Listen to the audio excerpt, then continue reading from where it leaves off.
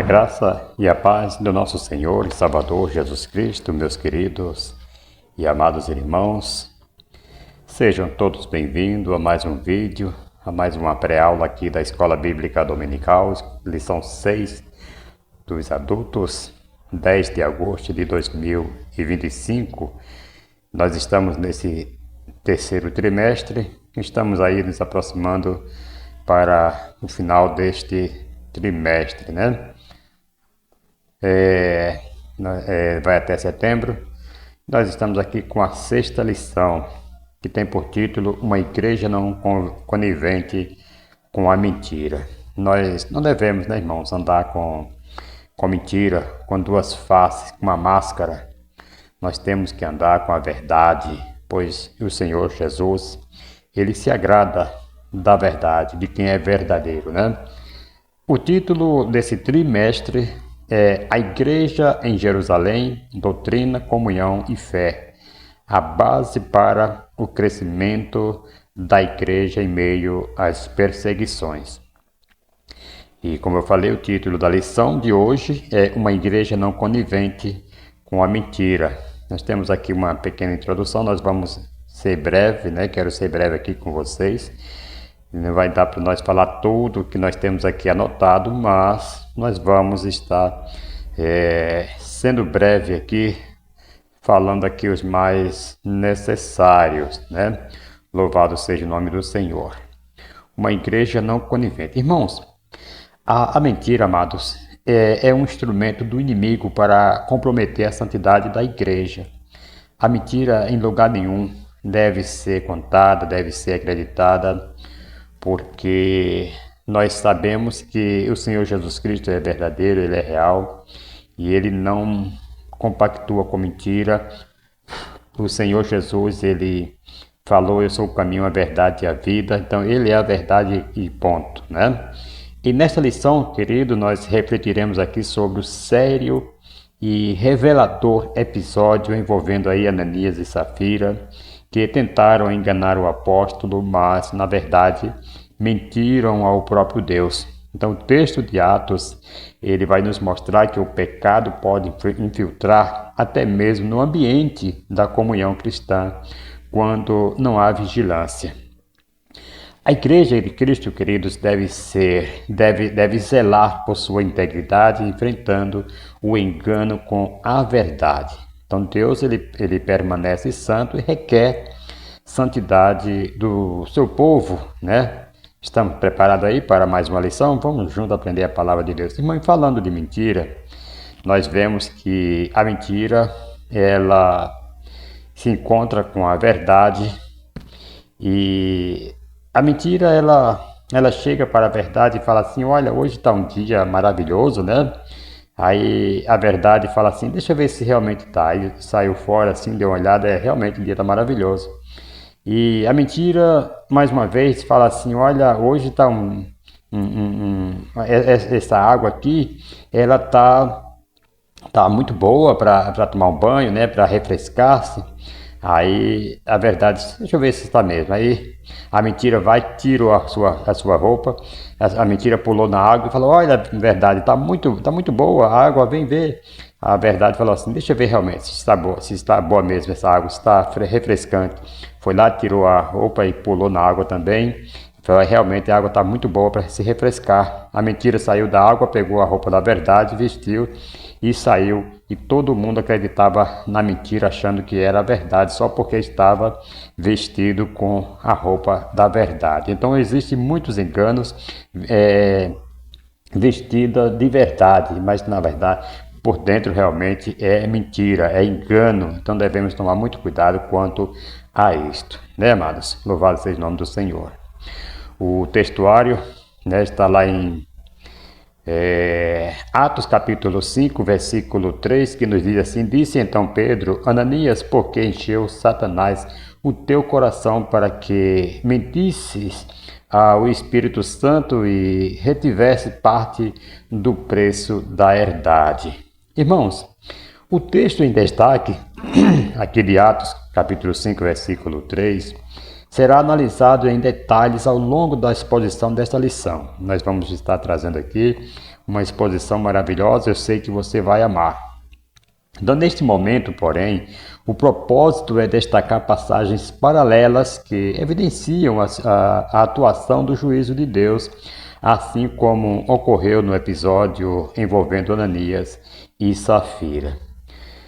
Primeiro, Nadab e Abiú também, Levítico capítulo 10, versículo 1 ao 3, assim como Ananias e Safira, Nadab e Abiú também, eles foram julgados por Deus em um contexto de culto e no início de uma nova etapa da história do povo de Israel, a instituição do sacerdócio levítico, a morte imediata desses homens ressalta que Deus exige santidade no culto e não tolera atitude de presunção, falsidade ou desobediências diante da sua presença. Deus não aceita, amados. Deus quer santidade, Deus quer verdade, Deus quer ver um coração sincero. Segundo, amado, usar e a irreverência diante da arca, segundo Samuel, capítulo 6, se não me falha a memória, versículo 6 e 7 por ali.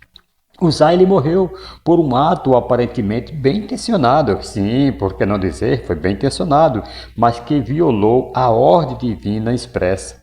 E isso aqui, amado, mostra que nem boas intenções justificam a transgressão da santidade de Deus. Foi com boa intenção que eu fiz isto, mas isso aí não justifica. Quer ver Samuel, quando Samuel estava ali, Saul estava aguardando Samuel para o sacrifício e o povo ele começou a perder a batalha, e o povo começou a se distanciar, e Saul temeu. Saul falou assim: puxa vida, eu tenho que sacrificá-lo urgente. Samuel não chega, eu vou sacrificar. Ele sacrificou. Isso aí foi em boa intenção, querendo atrair o povo de volta, querendo levar para que o povo não fugisse, mas ele temeu ao homem em vez de obedecer a Deus e ser livrado por Deus, porque para Deus livrar não importa se com muito ou com pouco, deixa o povo ir embora, deixa o povo sair. Só sinceramente você tem que obedecer às verdades, ao mandado de Deus. Você verá que o Senhor dará livramento, mesmo com um pequeno grupo. Amém, amados? Em terceiro lugar, julgamento na ceia. Em 1 Coríntios, capítulo 11, versículo 27 ao 30, Paulo ele deixa claro que há julgamento de igreja, julgamento de Deus na igreja, quando o que é espiritual é tratado como algo carnal. E o temor do Senhor, amado, deve acompanhar o partir do pão, como também se vê em Atos 2, versículo 43. Então, no próprio livro de Atos, Lucas, ele resiste, que aqui foi o Dr. Lucas, que ele resiste aqui outras ações punitivas que tiveram punição de Deus, da parte de Deus, como no caso de Herodes, por exemplo, Atos capítulo 12, versículo 23, e Bar Jesus, um mágico, em Atos 13, versículo 11. Qual é o ensinamento, então, central desses eventos? Deus trata o pecado com absoluta seriedade, ok? Especialmente quando ele é cometido no seio do seu povo e diante da manifestação de sua presença. Então, os juízos divinos, amados, registrados nas Escrituras, não têm como único propósito a punição, mas visam preservar a santidade do culto, corrigir o desvio e promover o temor entre os irmãos, como se vê em Atos capítulo 5 e o versículo 11. Amém, queridos? Vamos à verdade prática. Como toda forma de engano, a mentira é pecado e devemos, pois, andar sempre na luz da verdade. Olha, queridos, o texto ele declara que há diversas formas de mentira, mas todas elas são igualmente consideradas pecados diante de Deus. Não existe diferença moral entre uma mentira e uma mentirinha. Ambos, elas transgridem o padrão de santidade estabelecido nas Escrituras. Vamos aqui realizar uma breve atividade pedagógica. Vamos lá? Você pode colocar essa dinâmica aí com seus alunos. Você pode dar um título, por exemplo, como mentiras que a gente aceita. Né? Primeiro objetivo, levar os alunos a identificar mentiras aceitáveis e do cotidiano e refletir se elas se alinham com o chamado de Deus à verdade. Segundo, né, tempo total, de 10 a 12 minutos aí você vai gastar aí com seus alunos. Você pode usar de material, papel e caneta para cada participante, né? Vai fazendo por etapas. Primeiro a introdução, aí você vai pensar em situações do dia a dia onde a mentira aparece de forma disfarçada. Será que estamos mesmo vivendo à luz da verdade? Isso aí você vai colocar para os alunos responderem. Né? Escrevendo aí, cada pessoa deve anotar 3 exemplos de mentira comuns que são aceitas como normais, como por exemplo, né? Disse que estava com dor de barriga só para não ir ao culto ou ao ensaio, né? Tem pessoas que inventam essas coisinhas, né? Fingiu que não viu a mensagem para evitar compromisso. Aí vamos ver. Aumentou um pouco o valor do prejuízo ao contar o que aconteceu. Disse, já estou chegando, mas nem tinha saído de casa. Essas mentirinhas assim que o pessoal aceita, né? Vamos falando, então, vamos lá. Duplas, né? Você vai formar duplas e converse, né, com eles. Qual dessas mentiras você já viu ou já usou como seria uma forma mais verdadeira de agir? Será que nós estamos agindo assim, amados? Alguém chega pedindo na sua porta, não fiz compra ainda, quando você muitas vezes está com o armário cheio de compras, cheio de comida, não fiz compras ainda, por isso não vou poder te ajudar, essas coisinhas, irmãos, mentira que muitas vezes a pessoa acha comuns, né? Mas é mentira, não existe mentirinha, nem mentirão, nem mentira grande, não, para Deus todos são pecados.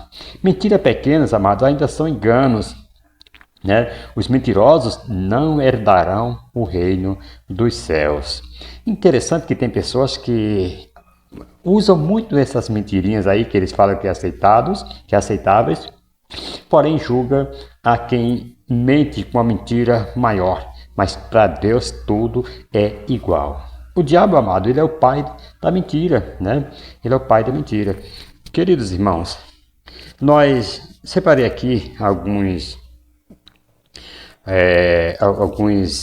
pontos aqui que vai ser interessante nós estarmos estudando, né? Louvado seja o nome do Senhor nesta lição. Em Atos, nós estamos aqui nessa lição em Atos capítulo 5, versículo 1 ao 11, né? Que é a nossa leitura bíblica em classe. Nós não vamos estar lendo tudo aqui, mas vamos estar aqui explicando. Irmãos, este texto aqui, esse textuário é tremendo, né? Quando fala que, mas Pedro disse, Ananias, por que encheu Satanás do teu coração, para que mentisse ao Espírito Santo? Atos 5, versículo 3. Qual o objetivo aqui desta lição, amado? É mostrar que a mentira ela é incompatível com a verdade cristã e que a igreja cheia do Espírito Santo deve rejeitar toda forma de engano. Temos aqui o tópico 1, e eu até trouxe aqui mais algumas anotações, além do que está ali anotado no tópico 1 da lição. Olha, subtópico 1 diz assim, é de natureza, né, é de natureza satânica mentir. Ouça isso no nome de Jesus. É de natureza satânica mentir. Irmãos, isso aqui é sério. Isso aqui é sério e nós devemos fugir da mentira. Porque quem mente é do diabo, o diabo é pai da mentira, né?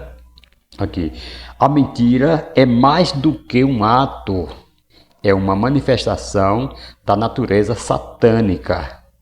Olha que Jesus fala lá em João capítulo 8, versículo 44, Jesus disse que o diabo nunca se firmou na verdade e é mentiroso e pai da mentira. Quando alguém mente, querido, está reproduzindo o comportamento da serpente no Éden, simplesmente isto. A serpente foi quem iniciou com a sua mentira, com o seu engano lá contra Eva, e por isso nós não devemos mentir. Ouça isso no nome de Jesus. E aqui esse tópico 1, né, o diabo, o pai da mentira, né, e fala aqui que é de natureza satânica mentir. Louvado seja o nome do Senhor. Amados, vejam só, as Escrituras, né, ela afirma que Satanás induziu Ananias a mentir. Ouça isso no nome de Jesus. Então, amados, aqui em Atos capítulo 5, versículo 1 ao 11, é uma narrativa bíblica e como tal pode ser analisada por meio de divisão da visão em cenas, embora a separação, né, mais evidente esteja entre o versículo 1 a 6 e 7 a 11. É possível detalhar ainda que mais essa estrutura para fins didáticos, né, e exegéticos. A seguir, nós apresentaremos aqui uma divisão progressiva do relato, destacando os movimentos principais da narrativa. Louvado seja o nome do Senhor e Salvador Jesus Cristo. Irmãos, o pecado é cometido, né?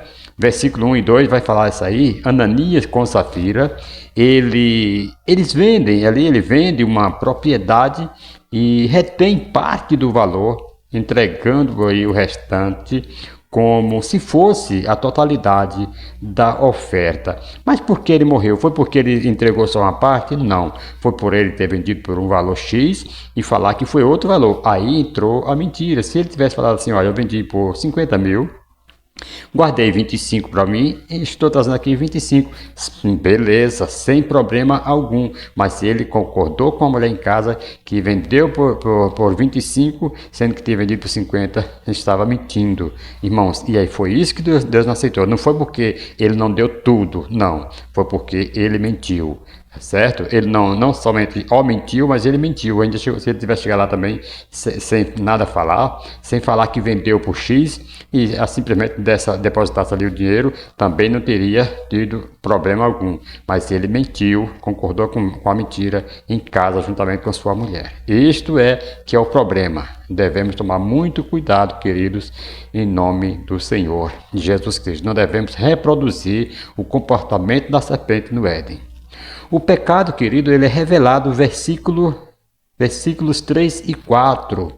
Pedro, discernindo a fraude pelo Espírito Santo, ele confronta Ananias e revela a gravidade de sua mentira, não contra homens, mas contra Deus. Ouça isso no nome de Jesus. Então, o pecado, ele é punido, como vai falar nos versículos 5 e 6. Ao ouvir as palavras de Pedro, Ananias cai morto. Por que ele cai morto? Porque naquela época existia e deveria existir hoje o temor a Deus e temor ao Espírito Santo. Ele caiu morto, jovens o envolveram e sepultaram imediatamente, evidenciando assim o juízo divino. O pecado, amados, ele é afirmado lá nos versículos 7 e 8. Safira, sem saber do ocorrido, repete as mesmas mentiras diante de Pedro, confirmando sua cumplicidade no engano. Isso aí já estava tudo concordado, estava tudo combinado com ele em casa. E se ela soubesse do ocorrido que havia acontecido com seu marido, é lógico que ela iria já confessar a verdade, né? Mas ela não sabia e chegou lá, achou que estava tudo bem com ele, aí foi mentir também. Amados, o pecado, ele é repetido lá no versículo 9. Pedro identifica em Safira a mesma tentativa de tentar o Espírito do Senhor. Quer dizer, eles queriam saber, queriam ver se realmente o Espírito de Deus estava operando ali, se eles eram realmente usados. Eles fizeram essa tramóia aí, querendo experimentar o Espírito do Senhor. E anuncia o mesmo destino. Pedro ali anunciou o mesmo destino que havia sobrevindo ao seu marido. Então, o pecado, amado, ele é extirpado, né? Porque por isso que o Senhor, amados, ele naquela época, né? E até hoje, ainda o Senhor pode fazer isso com alguns, a gente deve tomar muito cuidado. O Senhor, ele extirpa ali o pecado no versículo 10 e 11. Safira também morre imediatamente, sendo sepultada ao lado de Ananias. Então, a repetição do juízo reforça aí a santidade de Deus e a seriedade do pecado diante da comunidade. Então o pecado ele é considerado lá no versículo 11, grande temor se apodera de toda a igreja e de todos os que ouvem sobre esses acontecimentos, revelando o efeito pedagógico do juízo divino sobre a congregação. Por isso que Deus permitiu, porque Deus permitindo assim, os outros iriam ficar, de sobreaviso e não ia mais querer mentir. Eu trabalhei numa empresa lá em Pernambuco, em Recife, e lá os motoristas, eles eram muito chamados a atenção por causa do excesso de velocidade. E um dos patrões lá falou assim, falou para o gerente, manda uma meia dúzia aí ir embora e explica para ele por que eles estão sendo mandados embora, porque daí os outros que ficarem vão ficar sabendo por que esses estão sendo embora, eles vão também, agora vão querer obedecer e não vão querer andar com excesso de velocidade. Então, amados, quando a pessoa vê algo acontecer, e nós estamos praticando a mesma coisa, nós vamos querer mudar, sim ou não? Se nós não quisermos perder, se nós não queremos sair de uma empresa, nós não queremos perder até a nossa própria vida, a nossa saúde, nós vamos querer obedecer. E isto é certo que Deus ele age dessa maneira para que outros venham também agora a temer. Em meio aos eventos narrados aqui, querido, nessa perícope, um personagem que está trabalhando nos bastidores de todos os acontecimentos é revelado, que é Satanás, quando encheu o seu coração para que você mentisse, disse Pedro ali a Ananias, que você mentisse ao Espírito Santo. De experiência própria, Pedro sabe que Satanás o persuadiu a negar Jesus 3 vezes. Pedro sabia disto, Satanás persuadiu, lá em Lucas capítulo 22, versículo 31 e versículo 32, você vai ver isso, que Satanás colocou no coração de Judas Iscariotes também a intenção de trair Jesus. Tudo isso, Pedro tinha experiência porque passou, andou com o mestre, ele negou o mestre, viu Pedro negar, viu Judas negar também, vendê-lo por 30 moedas, Então, vai falar aqui sobre Judas lá em Lucas 3, Lucas 22, versículo 3 e João 13, versículo 2 e o 27. E além disso também, o texto quer demonstrar que o apóstolo Pedro é um homem cheio de discernimento, virtude necessária, embora rara em nossos dias.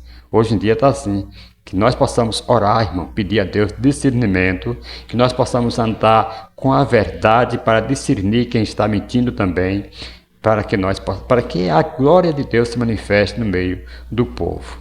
Então, a acusação de Pedro aqui destaca um contraste importante.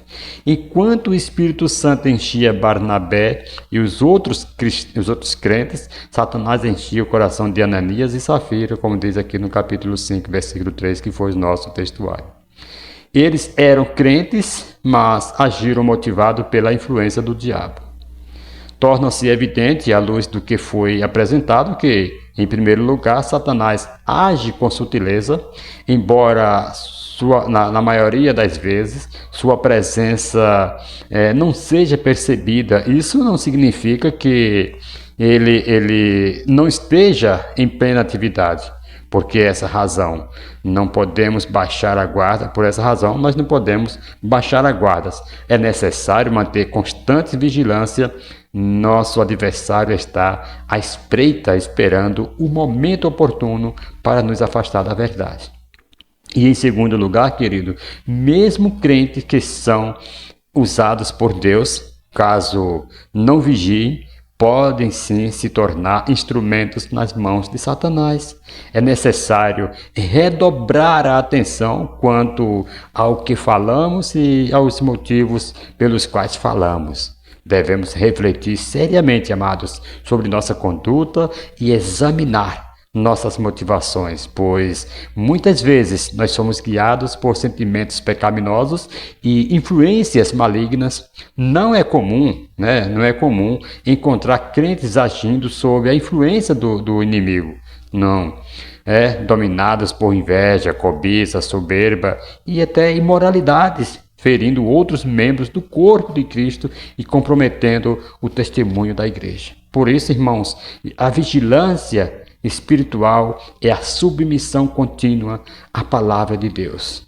São indispensáveis à vida cristã. Ouça isso no nome de Jesus. A vigilância espiritual e a submissão contínua à palavra de Deus são indispensáveis em nossas vidas. Ouça isso no nome do Senhor e Salvador Jesus Cristo.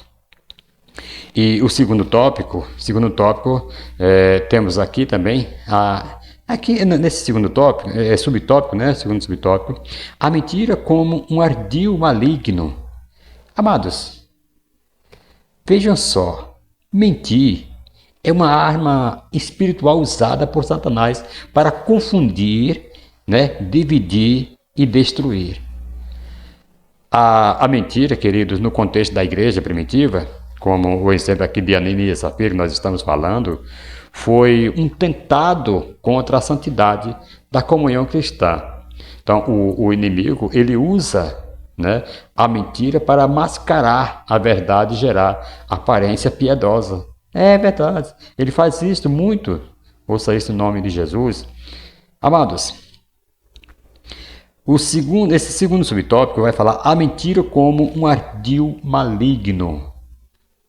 Louvado seja o nome do Senhor e Salvador Jesus Cristo.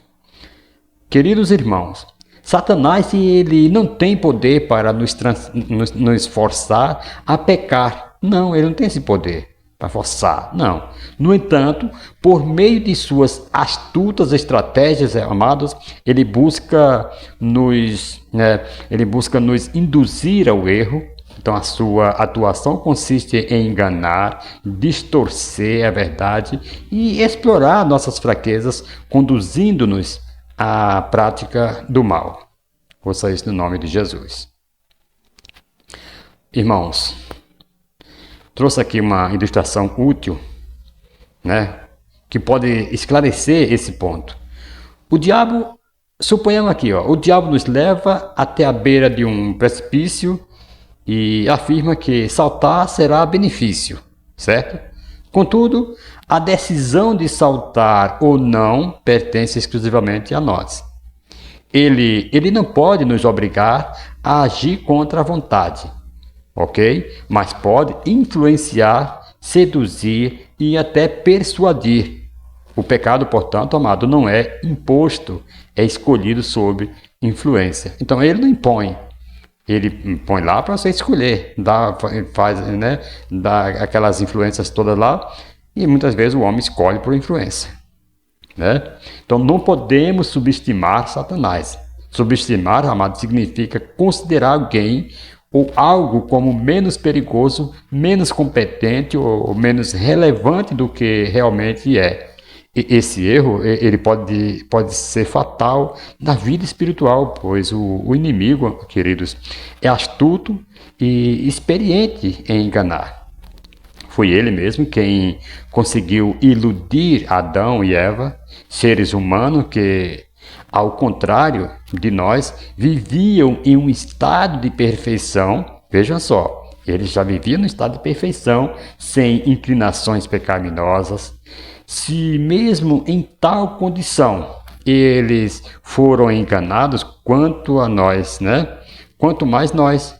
Se eles, veja só, que maravilha, todos os dias no virar da tarde, o Senhor Deus ia lá conversar com Adão. Que privilégio que eles tinham, E mesmo assim eles foram induzidos, foram enganados, Quanto mais nós, que enfrentamos a realidade do pecado em nossa natureza. Adão, por natureza, não era pecador. Nós somos pecador por natureza. Imagina hoje. Então, o diabo, querido, ele é o mentiroso por excelência. Mentir é uma de suas especialidades, lógico? A lição aqui destaca que mentir é um de seus muitos ardis. E a palavra ardis aqui refere-se a estratagemas, artimanhas ou truques usados para enganar ou induzir alguém ao erro. Porque a mentira é um instrumento tão perigoso, sobretudo quando usado por Satanás. Por quê? Porque ela distorce a verdade com aparência de piedade. Então, Satanás raramente mente de maneira escancarada, né? Ele geralmente reveste a mentira com uma porção de verdade, tornando-a mais aceitável. Foi assim no Éden? É assim, né? Olha que ele fala, é assim que Deus disse, Gênesis 3:1. Ele não negou diretamente Deus, mas colocou dúvida sutil na mente de Eva, questionando a bondade e autoridade do Senhor. Porque apela à natureza caída, né, do ser humano. As mentiras do diabo encontram eco na carne. Em Tiago, capítulo 1, versículo 14, está escrito que cada um é tentado quando atraído é engodado pela sua própria consciência. Então, Satanás, ele sendo o pai da mentira, como diz aqui em João 8,44, ele conhece a natureza humana e oferece mentiras que se alinham com os desejos pecaminosos do coração. No deserto, então, ele ofereceu a Jesus poder, glória e pão. Não algo abertamente maligno, mas coisas boas, usadas fora do tempo ou da vontade de Deus. Como vai dizer lá em Mateus capítulo 4, versículo 1 ao 11, ali na tentação, quando Jesus jejuava 40 dias e 40 noites. Porque obscurece a glória de Cristo também e impede a fé verdadeira. Segundo Coríntios, né? Segundo Coríntios 4:4, o Deus deste século cegou o entendimento dos incrédulos para que não vejam a luz do evangelho da glória de Cristo. Então, a mentira, queridos, a mentira satânica não apenas engana, ela cega o ser humano para a beleza de Cristo e para a verdade do evangelho. Amém? Louvado seja o nome do Senhor. Por isso que nós devemos tomar muito cuidado. E terceiro subtópico, não superestime o inimigo. Irmãos, não superestime o inimigo. O diabo ele é astuto, mas derrotado já. Como diz lá em Apocalipse, né, capítulo 12, versículo 11. A nossa vitória sobre a mentira vem pelo discernimento do Espírito Santo, amados. Não devemos viver em paranoia, mas vigilantes, como diz Pedro, lá em 1ª Epístola de Pedro, capítulo 5, versículo 8 e 9. Amém, amados? Louvado seja o nome do Senhor e Salvador Jesus Cristo. Aqui é o terceiro subtópico, né? Não superestime o inimigo. Ouça isso no nome do Senhor e Salvador Jesus Cristo. Glória a Deus. Olha, se por um lado não podemos superestimar o inimigo, visto ele ter sido derrotado na cruz, como diz lá em Colossenses 2:15, por outro lado, não podemos também subestimá-lo. Ouça isso no nome de Jesus. Nesse subponto, é possível que tenha havido aí um equívoco de redação, né, na proposição. O redator da revista provavelmente trocou subestimar por superestimar, né? Contudo, considerando aqui a lógica do argumento desenvolvido, até aqui me parece mais adequado agora destacar que também não devemos superestimá-lo, mesmo que contrarie aí o conteúdo do subponto. Superestimar, amado, significa atribuir valor, certo? Poder ou importância excessivos a alguém ou algo, indo além do que é real ou justificável. No contexto espiritual, isso ocorre quando pessoas atribuem ao diabo um poder ou influência que ele não possui, né? Alimentando temores, né, desproporcionais e até mesmo uma visão equivocada da soberania de Deus. Há quem imagine uma espécie de luta, né, uma luta cósmica entre o bem e o mal, como se Deus e Satanás fossem forças equivalentes em conflito. Essa concepção é teologicamente errada. Deus não possui rival. Satanás é o nosso inimigo, mas não é inimigo de Deus no sentido de uma oposição entre iguais, né? Deus é o Todo-Poderoso e sua vontade jamais pode ser frustrada, como diz lá em Jó 42, versículo 2. Então, a vitória de Deus sobre o mal não é uma incerteza escatológica, mas uma realidade consumada na cruz. Então, Satanás ele já foi derrotado, como diz Colossenses 2:15, e apenas aguardar o cumprimento final do seu juízo, como diz lá em Apocalipse 20, versículo 10. E por isso, é incorreto pensar que em certos momentos Deus está perdendo e em outros vencendo, como se o mal tivesse chance de prevalecer. Então é incorreto pensar assim. É verdade sim que Satanás ainda atua no mundo e a Escritura nos adverte a resisti-lo. 1 Pedro, capítulo 5, versículo 8 e 9. Mas essa resistência só é possível mediante a submissão a Deus. O apóstolo Tiago ele afirma: sujeitai-vos, portanto, a Deus, mas resisti ao diabo e ele fugirá de vós. Tiago 4:7.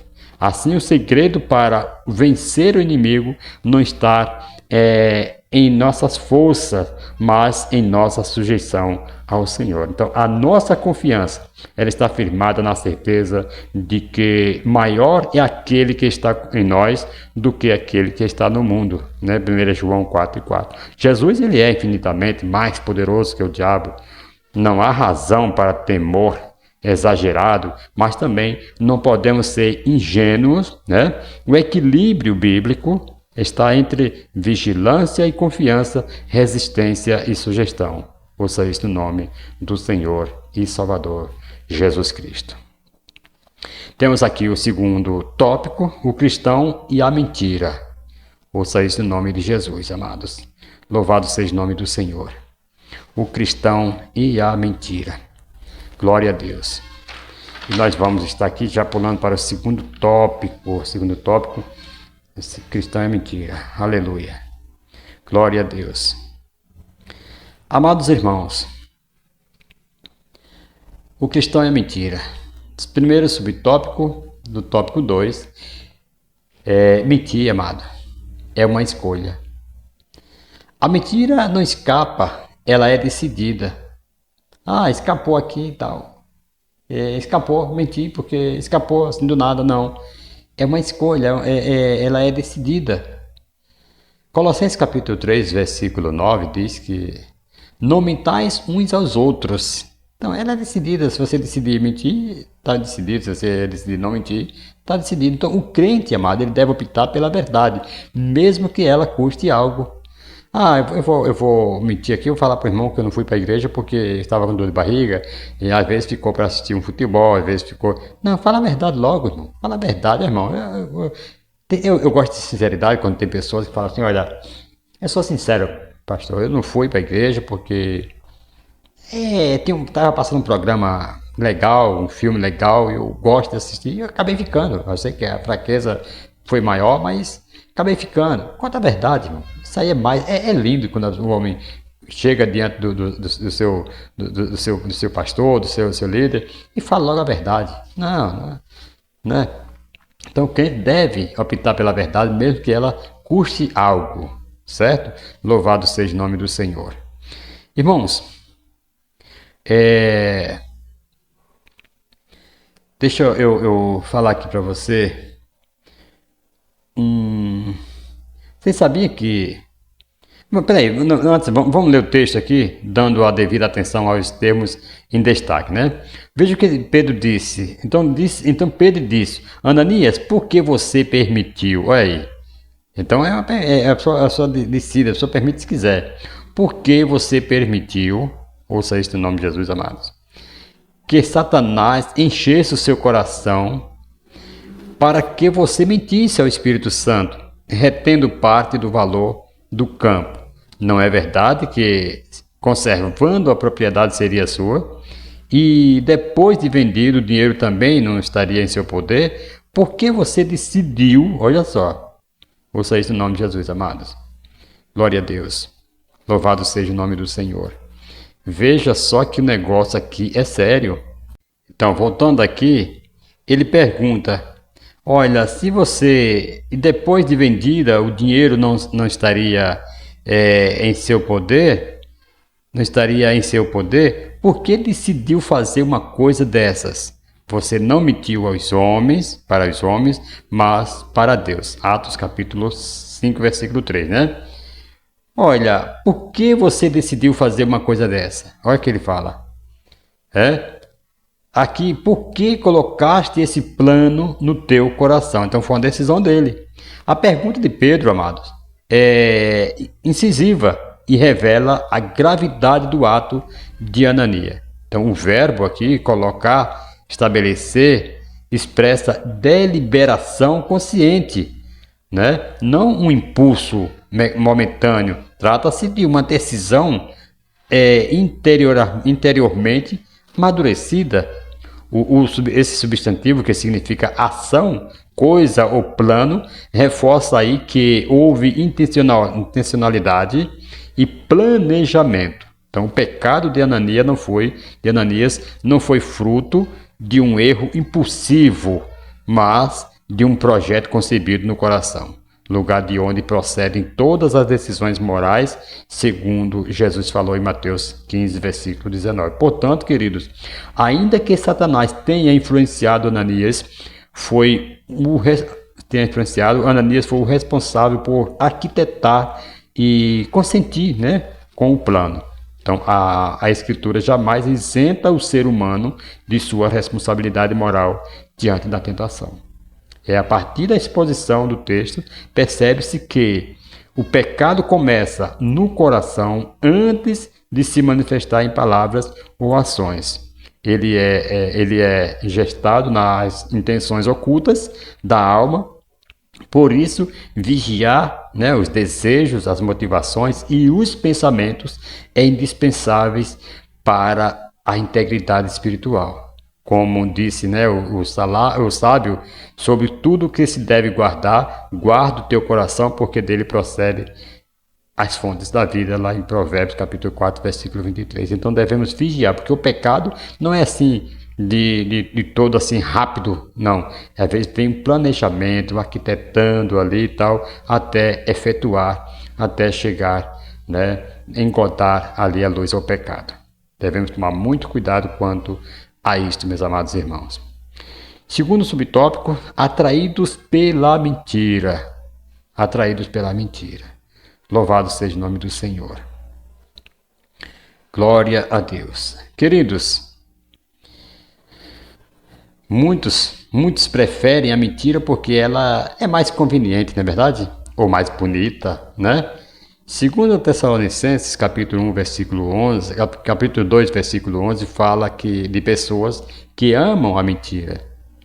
Mentiras podem seduzir, mas sempre leva ao prejuízo espiritual. O certo, amados, é que quiseram obter vantagem com a negociação feita, né? É possível que, ao verem os demais crentes fazendo ações louváveis, quando doavam seus bens, tivessem visto nesse gesto uma oportunidade de obterem, além do reconhecimento, o lucro pelo patrimônio que fora vendido e supostamente doado. Irmãos, a mentira é prejudicial, ela corrói, ela é uma desgraça na vida de quem a pratica, de quem anda na prática da mentira. Nos conta que um certo fazendeiro, ele chegou, queria fazer um teste com os seus funcionários para ver qual que seria melhor que estava apto para assumir o cargo de gerência na sua fazenda.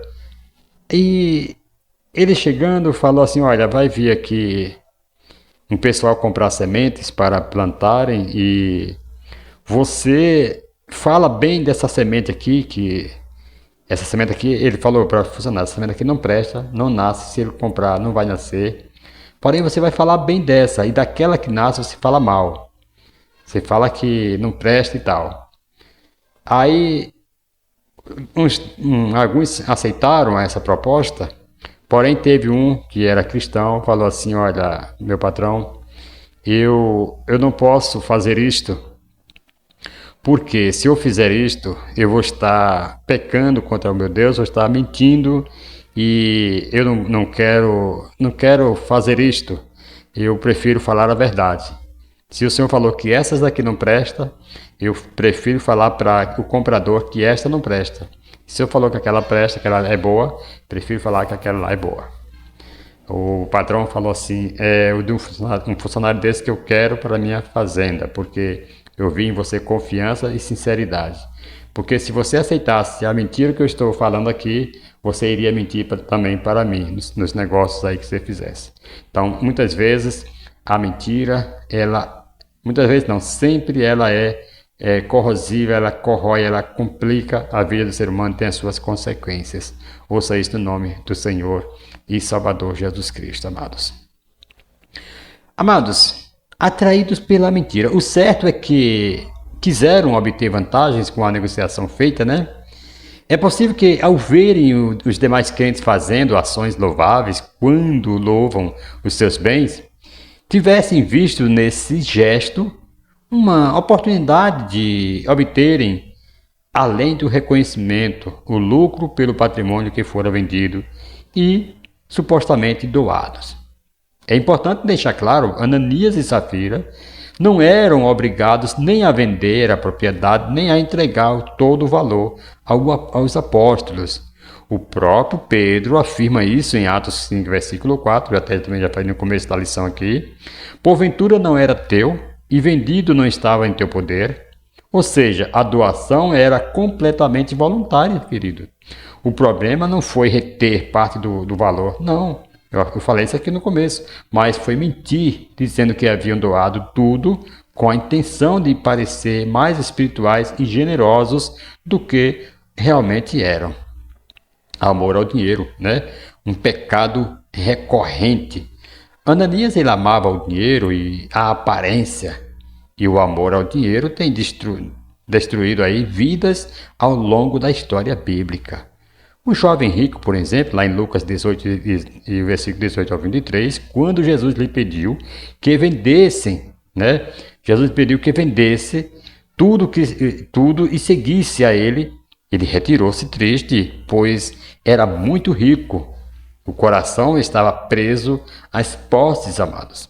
Então, o homem dos grandes celeiros também, lá em Lucas 12, versículo 16 ao 21, né?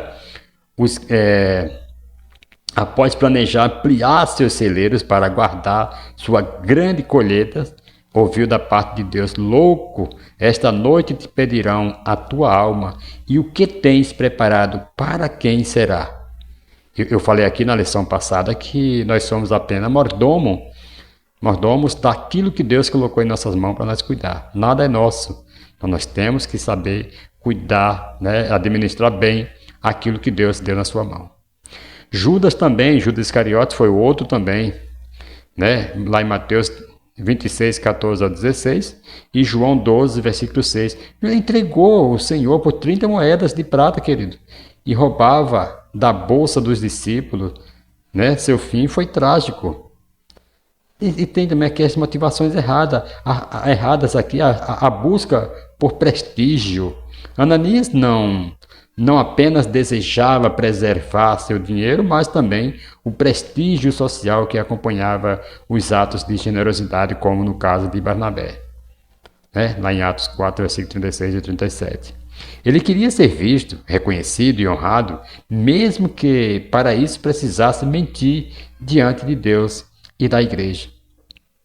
Tem pessoas que fazem assim, mente com a maior cara lavada, né? É como quem diz, mente nem fica vermelho, né? Vamos aqui uma aplicação prática.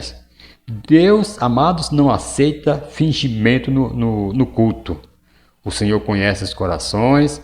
Podemos enganar os homens, os pastores, os diáconos, os obreiros, mas nunca enganamos a Deus. Irmãos, Ele exige sinceridade na adoração, como diz lá em João capítulo 4, versículo 24, falando ali para aquela mulher samaritana. Irmãos, é sério isso aí. Nós temos que tomar muito cuidado, porque muitas vezes nós estamos na igreja com a capinha de ovelhas, com a lãzinha de ovelha, né, cobrindo, mas na verdade muitas vezes somos bodes, né, somos lobos devoradores. Amados, as motivações importam tanto quanto as ações. Deus não se impressiona com atos externos, mas pesa o coração. Ananias ele fez algo aparentemente nobre, não é verdade? Uma doação, mas com motivação corrupta. Isso aí lhe custou a sua vida. Ouça isso no nome de Jesus. Terceiro subtópico, amado, mentir tem consequências. Eu até já falei, já venho falando aqui antes, né? Mas vamos aqui à explanação dessa palavra. Ananias e Safira, amado, eles são exemplos de julgamento imediato, né? Como está lá na leitura bíblica em classe, capítulo 5, versículo 1 ao 11 de Atos.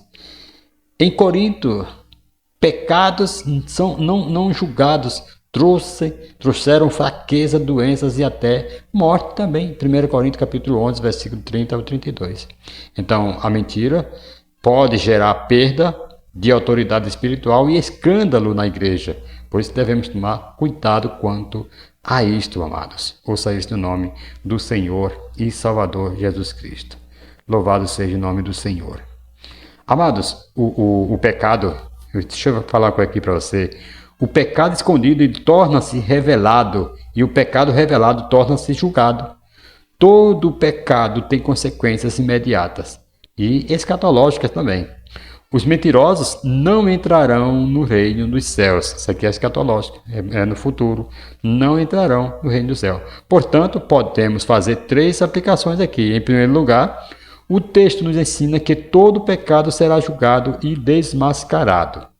Nenhum pecado ficará impune, seja nesta vida, seja na eternidade.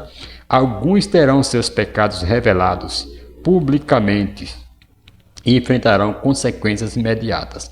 Outros apenas prestarão contas diante do tribunal de Deus. Mas, em última análise, o pecado sempre cobrará seu salário que é a morte, conforme diz lá em Romanos 6, 23.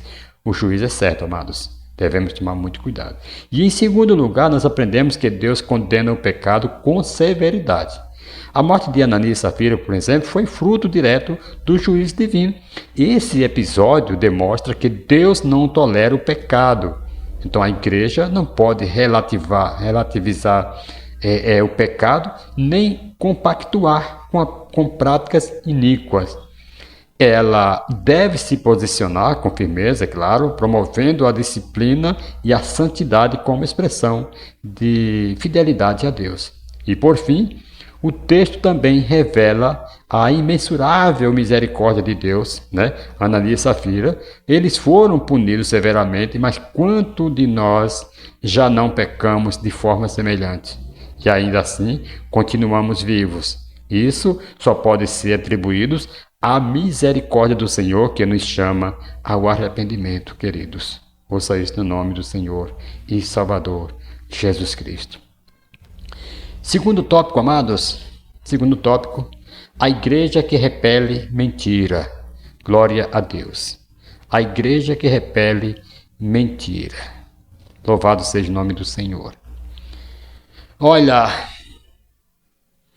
uma igreja temente. O primeiro subtópico. O temor do Senhor, amados, é o princípio da sabedoria, como diz lá em Provérbios, capítulo 1, versículo 7, não é verdade? A igreja em Atos foi tomada por grande temor após o juízo sobre Ananias e Safira. O temor reverente impede a banalização do pecado. Você sabia disso? Louvado seja o nome do Senhor. A narrativa de Atos 5 evidencia que a igreja não pode tratar com leviandade a santidade de Deus. Ela deve viver em temor, transparência e verdade diante dele, pois o Senhor zela pela pureza do seu povo. Observe aqui as repetições. E sobreveio grande temor a todos os que souberam do que tinham acontecido. Atos 5:5. E sobreveio grande temor a toda a igreja e a todos aqueles que ouviram falar destes acontecimentos.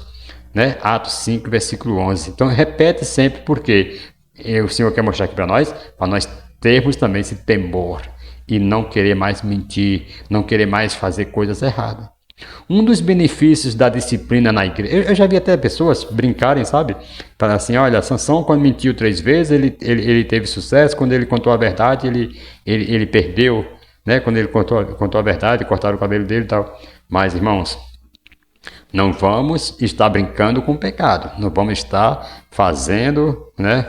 Como muitos fizeram, pegando exemplos aí para aplicar em nossas vidas, né? Então, um dos benefícios aqui da disciplina na igreja, queridos, é que ela impede outros de pecar. Hoje ninguém faz mais, hoje ninguém mais disciplina alguém, ninguém mais deixa lá de banco, né?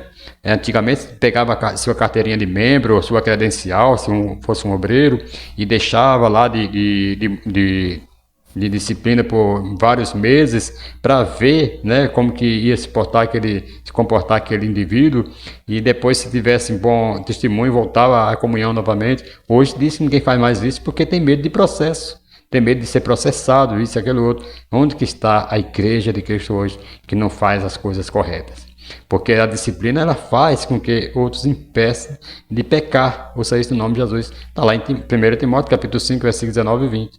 Sem dúvida, muito autoexame ocorreu após a morte de Ananias e Safira.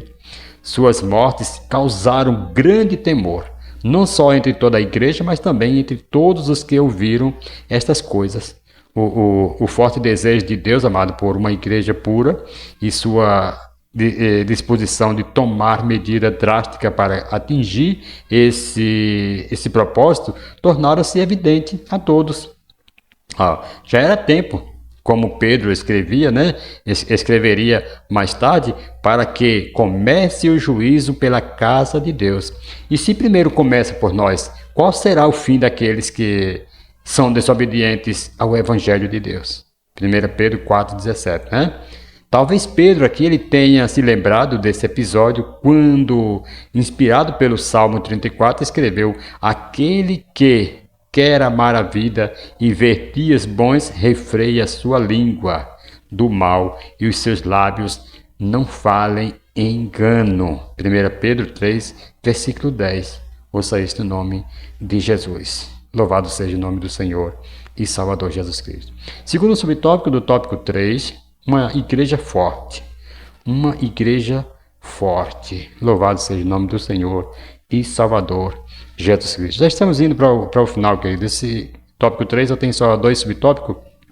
Nós vamos estar aqui já encerrando para a glória de Deus. Irmãos,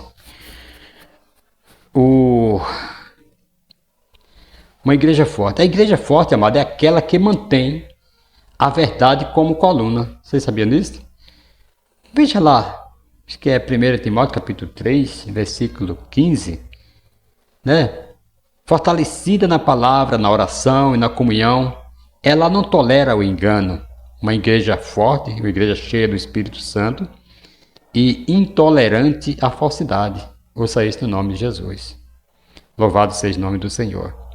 O temor aqui que se abateu sobre toda a igreja, como diz, né? Após o juízo divino sobre Ananias e Safira, em Atos 5, versículo 11, não enfraqueceu o impacto evangelístico dos apóstolos. Pelo contrário, né? A autoridade apostólica ela foi até confirmada com ainda mais intensidade, né? Os sinais e maravilhas realizados por meio deles continuaram. Você pode ver lá no versículo 12, e a resposta do povo foi positiva, crescia mais e mais a multidão dos crentes, tanto homens como as mulheres, versículo 14 vai falar isso. Então o ministério de curas se intensificou de tal maneira, queridos, que os enfermos eram postos nas ruas, na expectativa de que ao menos a sombra de Pedro os tocasse, versículo 15, né? Então tinha pessoas, né, de cidades vizinhas também influíam ali a Jerusalém, como vai falar o versículo 16, evidenciando o alcance e a eficácia daquele momento singular. Era coisa linda demais. Então Lucas ele pode estar sugerindo aqui que o aumento de sinais e maravilhas indicava a aprovação divina do doloroso ato de purificação da igreja em Atos capítulo 5, versículo 1 ao versículo 11. Louvado seja o nome do Senhor e Salvador Jesus Cristo. E agora, chegando à nossa conclusão, né? É possível um crente pecar e se acostumar com o pecado sem o arrependimento, sem se arrepender. É possível que ele encontre até mesmo justificativas plausíveis para comportamentos notadamente pecaminosos. Contudo, uma coisa é certa: não é possível escapar do juízo divino. No caso da Igreja de Jerusalém, o juízo divino veio de forma rápida e precisa. Contudo, em outros, como no caso de Corinto, o apóstolo Paulo cobrou uma ação enérgica por parte da igreja que havia se tornado tolerante em relação ao comportamento pecaminoso de um crente. 1 Coríntios capítulo 5, versículo 13. Em outra situação, Paulo deixou claro que Deus exerceu seu direito de juízo com aqueles que havia pecado. 1 Coríntios 11, versículo 30 ao 32. Então fica aí o alerta: ninguém é capaz de enganar a Deus. É possível um crente pecar e se acostumar, com o pecado sem se arrepender? Ele pode até desenvolver justificativa para comportamentos errados, mas ninguém engana a Deus. Esse caso de Ananias aqui e Safira, amado, mostra o juízo rápido de Deus. Como em Corinto, pelo menos, já foi tolerado. Deus, como justo juiz, trata o pecado com justiça. Aí fica aqui o alerta para nós. Louvado seja o nome do Senhor. Irmãos, nós devemos aqui destacar que a Igreja de Cristo, ela necessita de discernimento espiritual e de líderes como de líderes com caráter íntegro, homens comprometidos com a verdade. Pedro não encobriu o pecado, claro, ele não encobriu o pecado de Ananias e Safira, não. Mesmo diante de uma doação significativa. Sabe que tem hoje pastores que aceitam, doações significativas. Opa, o meu irmão falando de tal, uma bênção. Às vezes aquele dinheiro chegou com uma mentira, chegou com engano, chegou dinheiro de coisas, sangue foram derramados às vezes para aquele dinheiro. E tem pastores que não têm não tem assim o discernimento de enxergar como Pedro enxergou pelo Espírito Santo e aceitam aquilo ali como uma bênção, e às vezes aquele dinheiro teve derramamento de sangue, tem uma mentira, tem um engano ali por trás de tudo aquilo, e os pastores acham que é bênção. Pedro não aceitou, irmão, porque era uma alta quantia e elogiou Ananias. Não, ele foi direto ao assunto e foi direto falando que ele mentiu ao Espírito Santo e tal, e ali ele Ananias inspirou e morreu. Então ele não deixou, não se deixou influenciar pelo valor da oferta. Seu coração estava voltado para Deus, para a vontade de Deus. Percebeu que aquele dinheiro, amado, estava manchado pela desonestidade e por isso repreendeu o casal. Em muito contextos atuais, atitudes semelhantes são toleradas quando acompanhadas de contribuição financeiras.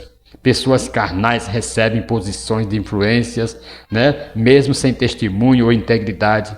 A igreja precisa urgentemente de líderes como Pedro, amados. Líderes firmes, corajosos e fiéis à verdade do Evangelho. Não é aqueles que em tempo de política, em tempo de eleições, coloca a pessoa não crente lá no púlpito porque prometeu uma melhoria para a igreja, porque prometeu uma oferta grande e está ali compactuando com o ímpio. E a Bíblia diz lá em Provérbios que não é para ter respeito à pessoa do ímpio, amado. E muitos estão aí dormindo em cima do púlpito e deixando as coisas acontecerem. Que Deus tenha misericórdia de nós e encha nós de visão, de discernimento espiritual para fazer a obra de Deus conforme ela precisa ser feita.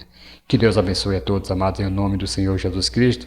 E um forte abraço a todos vocês. Estaremos aí na próxima semana trazendo mais uma lição, uma igreja que não teme a perseguição. Percebeu que hoje em dia o pessoal teme as perseguições.